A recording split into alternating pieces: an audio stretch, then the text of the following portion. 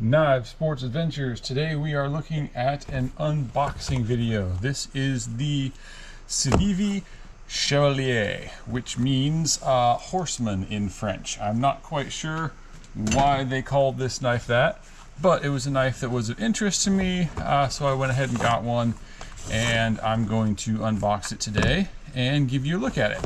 So let's go. We got your standard silica gel packet for moisture absorption.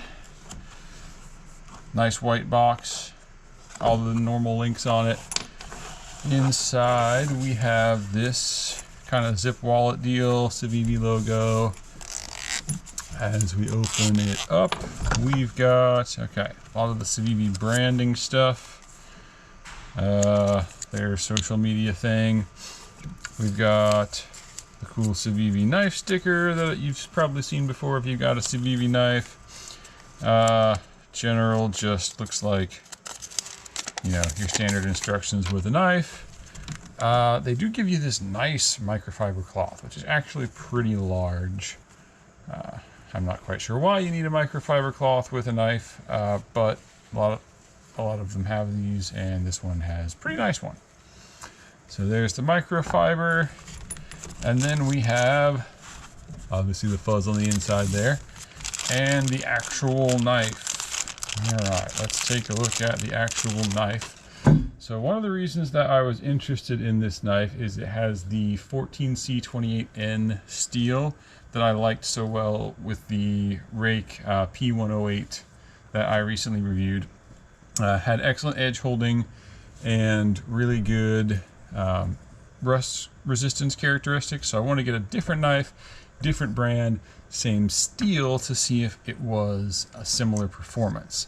So let's kind of look over the knife here. I got the wood handle version. This is cuburita wood, which is something that I have never heard of before, but just from looking at it here, it seems extremely hard. I mean, this isn't deforming at all when I push on it or anything. This seems to be like in the neighborhood of Ipe or Jatoba wood or something like that that's really, really hard. So pocket clip is a little bit loose. I'll play with that when I do the disassembly and see if I can tighten it up or anything. Let's take a look at the blade itself. Oh, hang on. Oh, okay. So flipping this knife open, I immediately noticed it didn't feel right.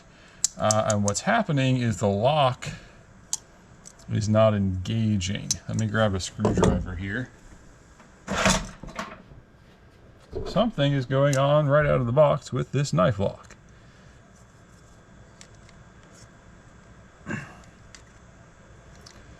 So this knife lock is stuck. So this is a defective knife right out of the box. I can't get it to lock, and it has no detent, as you can see. So what I'm actually going to do with this knife, I'm going to disassemble it, see if it can be fixed. I suspect it's just a problem with the wood itself being too tight around that knife button. Wood is not as precise as metal or G10 or anything. It kind of swells and shrinks with moisture and stuff. So I suspect that hole is just not made right. Like I said, I'll disassemble it. I will see if I can fix it. If not, that's probably going to be the whole review. If so, I will come back and finish the review, do disassembly, do edge testing and stuff. But short unboxing video. Defective out of the box. I do want to do just a quick weight here, because this is really nice and light.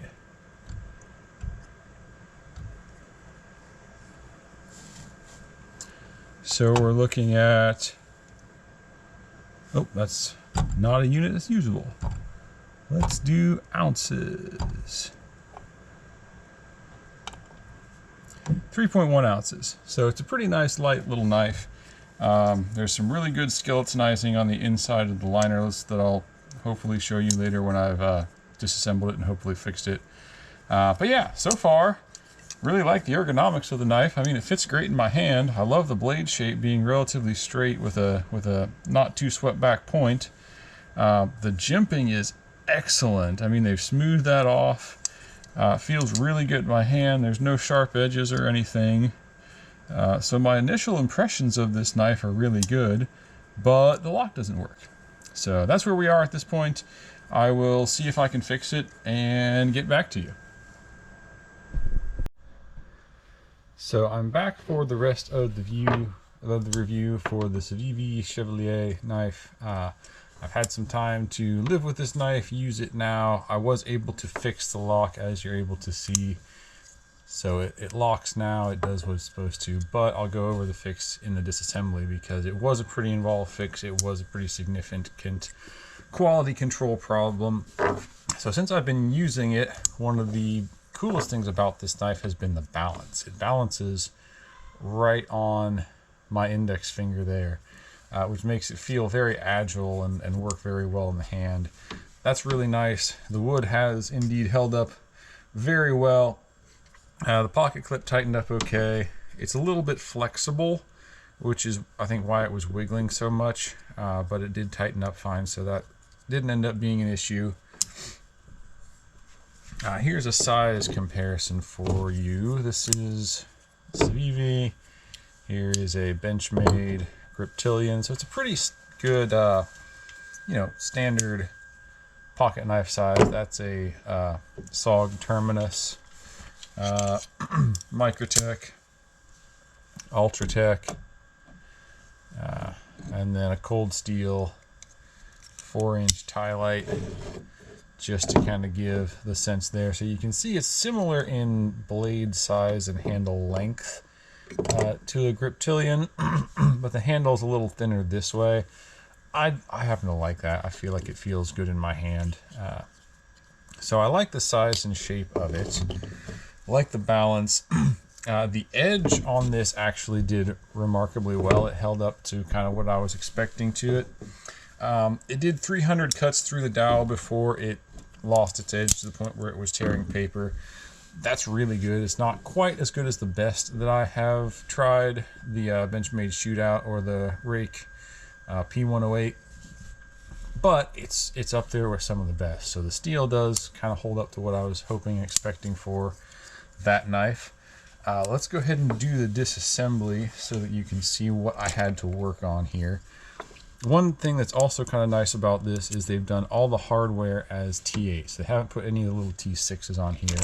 I appreciate that because it means the hardware is less likely to strip, and it's, you don't have to switch back and forth between tools and stuff like that. So that's a nice touch.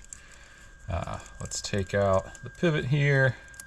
So this is a button lock, so there is a spring there. You can see it starts to push out here. One other quality control thing I wanted to mention here.